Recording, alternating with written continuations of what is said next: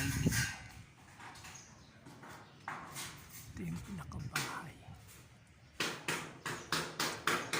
Right. Yan po yung bahay, main house. Ito yung extension ng kusina.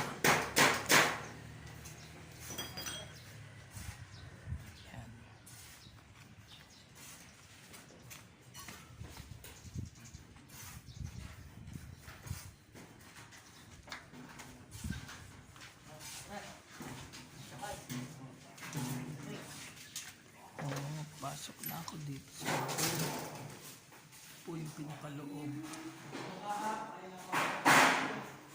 Under repair na siya. Gagawin ko ito. Maliit na kwarto. Ayan. Kusina. Ginagawa pa ito. Ayan. Ayan, dito po kami. Ito ngayon ako sa second floor.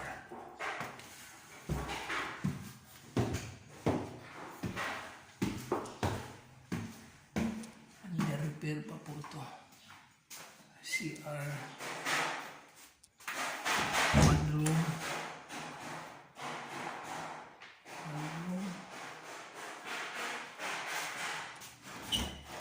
Ito po yung gagawing kwarto. Mga lablaks nandito na. May bubong na siya. Yan po yung sa baba. Nagawa na.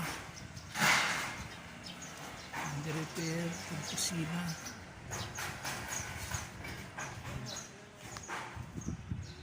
Ito gagawin pong attic. Yung area na to.